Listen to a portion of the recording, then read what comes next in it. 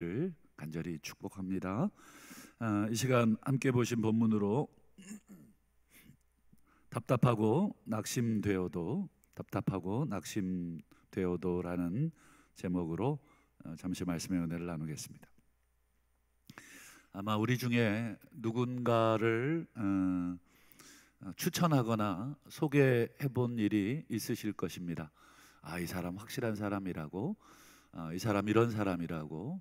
그래서 사람을 뽑는 경우 누군가의 추천을 받고 뽑을 때가 있죠. 하지만 이렇게 자신 있게 추천을 했다가 낭패를 당해 보시거나 아니면 내가 평소에 생각하고 내가 알고 있었던 사람과 조금 다르다라고 하는 그런 평가를 받게 되면 여러분 어떤 생각이 드십니까? 오늘 본문에 세례 요한이 그런 낭패스러운 경험을 하게 됩니다. 세례 요한은 어떤 사람이었습니까?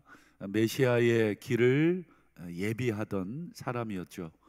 그래서 많은 사람들에게 메시아가 오실 것이다, 그리고 예수님께서 자신에게 세례를 받으러 왔을 때 세례를 베풀고, 그리고 예수님을 이렇게 소개했습니다. 보라, 세상 죄를 지고 가는 하나님의 어린 양이다.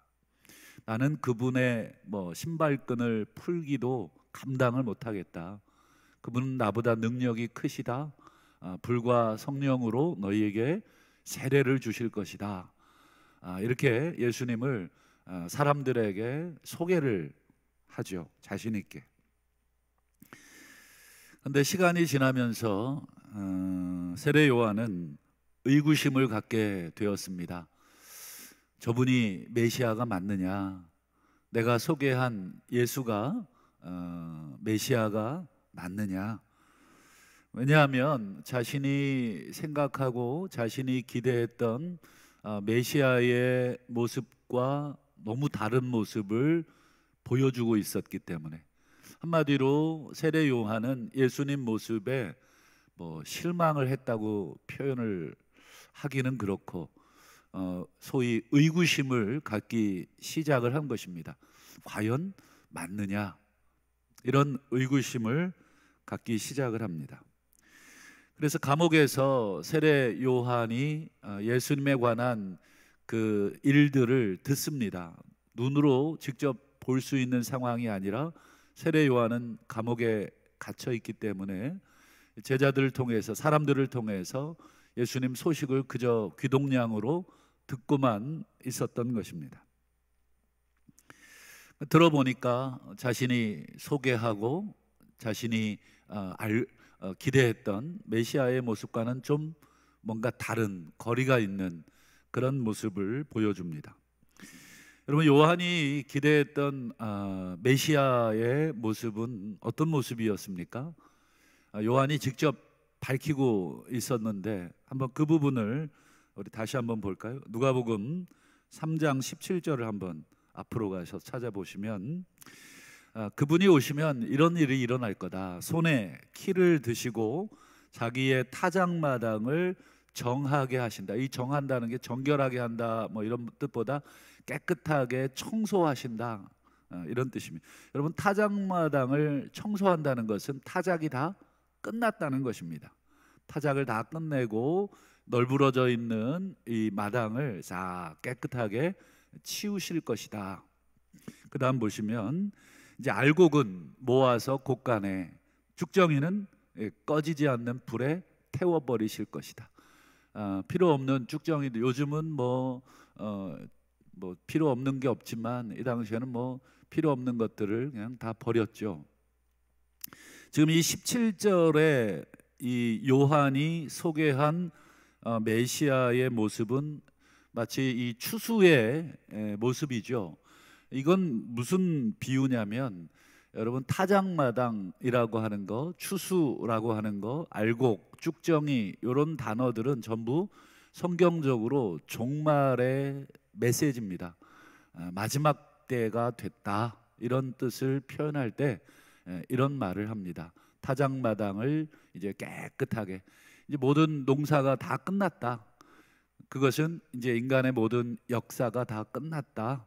이제 새로운 이제 시대, 마치 우리로 얘기하면 가을거지 끝나고 이제 혹한의 겨울을 이제 우리가 준비하는 이제 새로운 시대를 우리가 맞이하게 될 것이다. 그래서 여기 보면 쭉정이를 막 불에 태운다. 이건 심판의 메시지, 최후의 심판의 메시지, 이런 메시지입니다. 한마디로 요한이 생각하는 메시아는 여러분 어떤 메시아냐면 막 심판하는 메시아. 그 다음에 쭉정이들은 전부 다 뭐예요? 불태워버리시는. 여기서 요한의 머릿속에 쭉정이는 누구겠습니까? 그렇죠, 죄인들, 하나님의 뜻에 순종하지 않고 사는 그런 죄인들을 메시아가 오셔서 다 태우실 것이다. 대표적으로 뭐 로마가 그랬고, 또 요한이 봤을 때 뭐 바리새인들이라든지 이런 자들이 요한의 눈에는 다 죄인입니다. 바리새인들은 자신들이 옳다고 생각하고 자신들이 의롭다고 생각했지만 요한에게는 그들은 제1순위 제거 대상, 제1순위의 쭉정이들이었습니다. 그래서 기억하실 텐데 이 서기관들이나 바리새인들이 요한에게 세례를 받으러 왔잖아요. 그때 요한이 아주 호되게 야단을 치죠. 누가 너희에게 이 임박한 진노를 피하라고 하더냐. 도끼가 이미 나무 뿌리에 찍혀 있다. 너희들은 이미 다 심판의 대상이다. 이렇게 막 회개를 촉구합니다. 어쨌든 이 요한은 아시는 것처럼 메시아를 그런 메시아로 기대했고 본인도 회개하라고, 이 메시아가 오셔서 우리를 최종적으로 타작마당을 청소하고 알곡과 쭉정이를 분리해 내실 것이다, 심판하실 것이다. 그러니 그 전에 회개하고 회개에 합당한 열매를 맺으라고 막 소리치고 그렇게 선포했었습니다. 그런데 감옥에서 예수님의 행적을 들어보니까 뭐 예수님이 즉각적으로 뭐 심판을 내리는 것 같지는 않아요.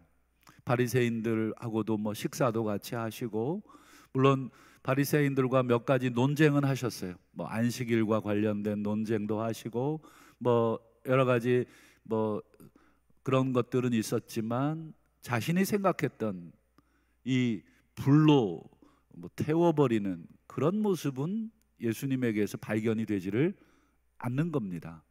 그래서 요한이 제자들을 불러다가 예수님께 이렇게 질문을 하죠. 우리 19절을 한번 보세요. 오실 그이가 당신입니까?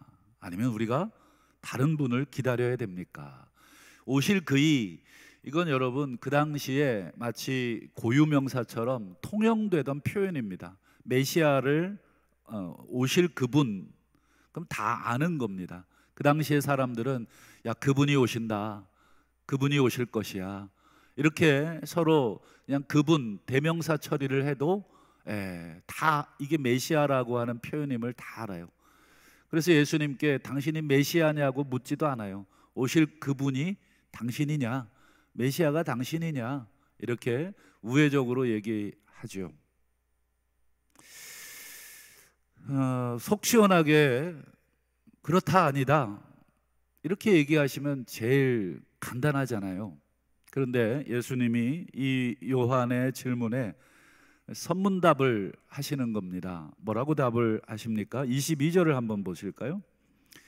요한에게 알리되, 자, 맹인이 보고 못 걷는 사람 걷고, 나병 환자 깨끗함을 받고, 귀먹은 사람 듣고, 죽은 자 살아나고, 가난한 자에게 복음이 전파된다. 여러분, 맹인, 못 걷는 사람, 나병 환자, 귀먹은 사람, 죽은 사람, 가난한 사람, 이 말들을 그냥 쭉 하시는 것입니다. 우리들이야 이 말을 들었을 때 이게 뭔 소리야. 물론 교회를 오래 다니고 성경을 오래 읽으신 분들은 어느 정도 이 말의 뜻을 알겠지만, 우리 한국 사람들은 이 말을 들었을 때 이게 도대체 무슨 뜻인지를 정확히 캐치해내기가 어려워요. 하지만 유대인들은 이 말을 들으면 대번 무슨 생각을 하냐면, 아, 종말의 때구나, 마지막 때구나 라고 하는 것을 대번합니다. 이 예수님이 지금 말씀하신 것은 그냥 임의로 말씀하신 게 아니라 구약 성경 몇 곳을 인용하신 것이죠. 여러분 잘 아시는 이사야의 여러 곳을 인용을 했습니다. 한번 인용한 부분을 한번 찾아보겠습니다. 화면을 한번 보시면 이사야 26장 19절, 35장 5절, 6절, 61장 1절, 그 외에 더 많이 있는데 시간상 요 구절만 좀 보면요, 여기에 지금 방금 예수님께서 누가복음 7장 22절에 언급한 사람들의 목록이 다 나오죠. 주의 죽은 자들이 살아나죠. 맹인이 눈을 뜨죠. 못 듣는 사람이 듣죠. 다리를 저는 사람이 사슴처럼 뛰죠. 말 못하는 자가 말을 합니다. 가난한 자에게 복음이 전해지죠. 지금 예수님이 얘기하신 목록이 다 여기 있어요. 물론 나병 환자만 여기 없지만, 나병 환자만 새롭게 추가됐지만, 여기 이사야서의 26장, 35장, 61장에 흩어져 있던 여러 목록들이 지금 예수님이 다 한마디로 응축을 해서 지금 요한의 제자들에게 선문답으로 주십니다. 방금 읽은 여러분 이사야 이 말씀들 26장, 35장, 61장을 집에 가셔서 한번 처음부터 끝까지 다 읽어보시면 어떤 배경에서, 어떤 문맥에서 이 말씀을 하시는지가 선명해집니다. 여러분 이사야 26장, 35장, 61장은 전부 다 심판의 문맥에서 주어지는 말씀들입니다. 제가 한번 한 구절씩만 보여드릴까요? 이사야 26장 8절, 35장 4절, 61장 2절 한번 보시죠. 제가 방금 읽어드린 그 장들입니다. 근데 그 장들의 나머지 부분들에 이런 말들이 같이 언급이 되고 있습니다. 여호와여, 주께서 심판하시는 길. 여기서 보면 심판이 나오죠. 35장 4절 보면 보라, 너희 하나님이 오사 보복하시며 갚아주실 것이다. 보복하신다는 말은 심판의 메시지죠. 이사야 61장 2절도 여호와의 은혜를 얘기하면서 동시에 우리 하나님의 보복을 얘기합니다.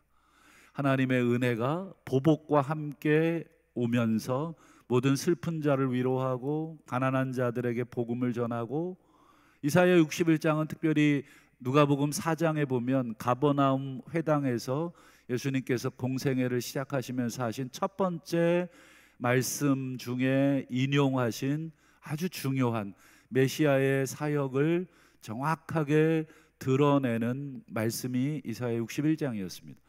근데 이 모든 이사야 말씀들의 배경이 뭐예요? 심판, 보복, 이런 배경입니다. 한마디로 종말에 하나님께서 심판하실 것이다.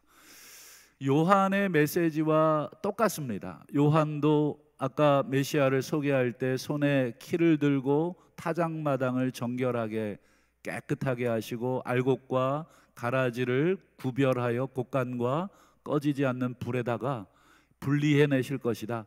이 심판의 메시지를 요한도 던졌죠.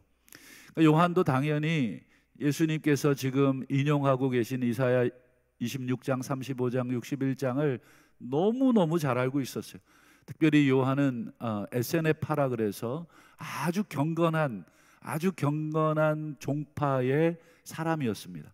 그들은 밥 먹고 하는 일이 성경을 묵상하고 성경을 필사하고 그것을 가르치는 일, 하루 종일 그런 일만 하는 종파의 사람이었습니다. 누구보다도 성경에 능통했던 세례 요한이 예수님이 인용하신 이사야의 구절들을 들었을 때에, 그래, 이 심판하시겠다는 뜻 아니냐, 메시아가 오면 이 세상을 보복하시겠다는 뜻이 아니냐, 이 세상에 공의를 베푸실 그 심판주로 오시겠다는 것이 아니냐. 그러나 요한이 놓치고 있는 것이 하나 있었습니다. 요한은 50점짜리 정답을 쓴 것입니다. 하나님이 마지막 때에 메시아를 보내셔서 이 세상을 심판하실 것이지만 심판에 앞서서 한 가지 더 하실 일이 있다는 것을 요한은 놓치고 있었던 것입니다. 그것이 무엇입니까? 심판하시기 전에 회복하시는 것이 먼저 있을 것이다. 여호와의 은혜의 해가 먼저 나오고 그 뒤에 보복의 해가 선포된다. 하나님의 은혜가 먼저 선포되는 것입니다. 그래서 회개하라고 돌아오라고 하는 그 은혜의 선포가 있고, 수많은 사람들에게 시간을 주고 기회를 주는 그 메시아의 사역이 있을 것이다. 이것이 이제 나중에 누가복음 뒤에 15장에 가면 여러분 잘 아시는 탕자 이야기와 같은 뜻이 되겠습니다. 여러분, 탕자 이야기가 우리 집 나간 아들을 기다리는 아버지 이야기잖아요. 그래서 집 나간 아들 회초리 들고 아버지가 이놈 자식 들어오기만 해라, 내가 다리 몽댕이를 부러뜨려서 너를 혼내주리라. 한마디로 이 쭉정이를 불에 태우는 일이 아니라 어떻게 하셨습니까? 안아주고 그를 위해 잔치를 베풀어주고 아들로서의 지위를 다시 회복시켜주는 일이 먼저 있었죠. 근데 딱 한 사람만 이 돌아온 탕자가 죽기를 바라고, 또는 죽기까지는 아니어도 심판을 받기를 원하는 딱 한 사람이 있었죠. 누구였습니까? 그 형이었습니다. 그래서 형은 돌아온 탕자를 위해서 베푼 아버지의 그 잔치집에 들어가기를 거부합니다. 아버지의 심판을 기대하면서 자신은 묵묵히 그 집을 지켰다고 생각을 한 것입니다. 근데 정작 아들이 돌아오자 아버지가 이 둘째 아들을 심판하지 않고 어떻게 하시는 거예요? 안아주시고 잔치하시고, 그러니 분노하는 것이죠. 예수님이 오셔서 이 탕자와 같은 죄인들, 세리들 안아주시고 함께 식사해 주니까 누가 분노합니까? 바리새인들이 분노합니다. 메시아라면 이런 자들을 심판하셔야 되는데 왜 심판하지 않고 지금 뭐 하고 계시느냐? 감옥에 있던 세례 요한도 예수님의 이런 모습에 놀랐던 것이고, 그래서 제자들을 보내서 당신이 오실 그분이십니까? 라고 질문을 한 것입니다. 여러분, 우리도 신앙생활을 하다 보면 우리가 기대했던 하나님의 모습과 다른 모습을 우리가 볼 때가 많이 있습니다. 그때마다 우리도 하나님에 대해서 시험에 들고 또 낙심하기도 하고 뭔가 잘못됐다고 생각을 할 때가 있습니다. 여러분, 이 세상의 뉴스를 보면 과연 하나님이 살아계시다면 이 세상을 이대로 두셔야 되겠는가? 소돔 고모라 성처럼 하늘에서 유황과 불을 내려서 지금 당장이라도 다 태워서 죽여버려야 마땅한 이 세상의 모습들, 우리는 그렇게 생각할 때가 많습니다. 하지만 어떻습니까? 우리 하나님은 세상을 심판하시기 전에 먼저 회복되기를 기다리고 계시고, 우리 같은 먼저 하나님의 은혜를 받은 자들에게 너희는 세상으로 가서 아직 하나님의 은혜를 모르는 자들에게 하나님의 은혜를 선포하라고, 돌아오라고 그렇게 우리를 보내시는 것입니다. 어쩌면 우리도 세례 요한처럼 메시아를 기다리고 메시아를 전파하면서도 우리가 오해하고 있는 부분이 많지는 않은가 생각해 보게 됩니다. 마태복음 22장 29절에 보면 예수님께서 이런 말씀을 하시죠. 너희가 성경도 하나님의 능력도 알지 못해서 오해하는구나.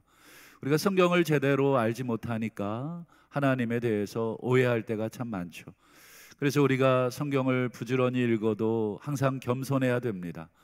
왜냐하면 내가 알고 있는 것이 전부가 아닐 수가 있다. 그래서 하나님 앞에, 성령 앞에 우리가 겸손히 날마다 하나님의 뜻을 깨달을 수 있도록, 특별히 하나님의 마음을 깨달을 수 있도록 성경에 기록된 하나님의 마음이 무엇이고 하나님의 계획이 무엇이고 하나님의 능력이 무엇이고 이런 모든 것들을 우리가 겸손하게 날마다 깨달을 수 있도록 기도하면서 성경을 보게 되죠. 이제 예수님이 요한의 제자들에게 마지막 답을 주십니다. 누가복음 7장 23절을 보실까요? 누구든지 나로 말미암아 실족하지 아니하는 자는 복이 있다. 실족한다는 게 여러분 이 스칸달리조라고 하는 헬라어인데, 이 스칸달리조라는 말에서 영어의 스캔들이 나왔습니다. 스캔들이 무엇입니까? 여러 가지 이렇게 난잡한 추잡한 소문들, 이렇게도 우리가 해석을 하지만 정확한 의미는 걸려 넘어진다, 이런 뜻입니다. 연예인들이 잘 나가다가 어떤 이상한 추문에 걸려 넘어져서 연예인 활동을 못하거나 그대로 주저앉는 경우도 많죠. 이게 바로 실족이라는 단어, 스캔들이라는 단어의 어원인 스칸달리죠. 누구든지 나로 말미암아 걸려 넘어지지 않는 사람. 지금 세례 요한은 예수님을 준비하고 소개했는데 결국 예수님 때문에 걸려서 지금 한 발자국도 전진하고 있지 못한 것입니다. 왜 그렇습니까? 예수님께서 여인이 낳은 자 중에 세례 요한보다 큰 자가 없다고 칭찬하셨지만, 그러나 천국에서는, 뒤집어 말하면 하나님 나라에서는, 더 정확하게 말하면 예수님께서 가져오실 그 은혜의 나라, 예수님께서 지금 시작하고 계신 하나님의 은혜의 나라에 대해서는 가장 작다, 즉 아는 것이 가장 없다는 것입니다. 구약의 마지막 정점을 찍은 요한이었지만 그는 새로운 세상, 예수께서 가져오실 하나님의 은혜의 새 장은 한 번도 걸어보지 못했기 때문에 지금 예수님에 대해서 오해하고 예수님 때문에 걸려 넘어져서, 그런 의미에서 천국에서는 가장 작다고 예수님께서 설명을 하고 계십니다. 말씀을 맺겠습니다. 우리도 세례 요한처럼 주님을 위해서 사역을 하고 또 주님을 위해서 섬기지만 때로는 내 생각으로 섬길 때가 많아요. 그러다 보니까 내 생각과 다른 모습들이 드러날 때 낙심이 되고 또 실족하기도 하고 이게 아닌데 라고만 자꾸 생각할 때가 많지는 않은가. 그러나 그때 우리가 세례 요한처럼 용기를 냈으면 좋겠습니다. 세례 요한은 용기를 내서 제자들을 예수님께 보내고 자신이 지금 알고 있는 메시아가 맞는지를 지금 질문했던 그 용기를 가졌습니다. 우리도 실족하고 신앙생활하거나 넘어질 때 용기를 내서 하나님께, 하나님 이것이 맞습니까? 내가 제대로 가고 있습니까? 다시 한번 물어보신다면 우리 하나님께서 우리에게 답을 주실 것이다. 그리고 우리에게 용기를 주시고 다시 한번 실족하지 말고 다시 한번 복음을 위해, 나를 위해, 또 하나님 나라를 위해 오늘도 전진하라고 우리에게 답을 주실 줄로 믿고, 오늘도 묵묵히 우리에게 주어진 세례 요한과 같은 사명 잘 감당하시는 저와 우리 성도님들 되실 수 있기를 주님의 이름으로 축복합니다. 기도하겠습니다.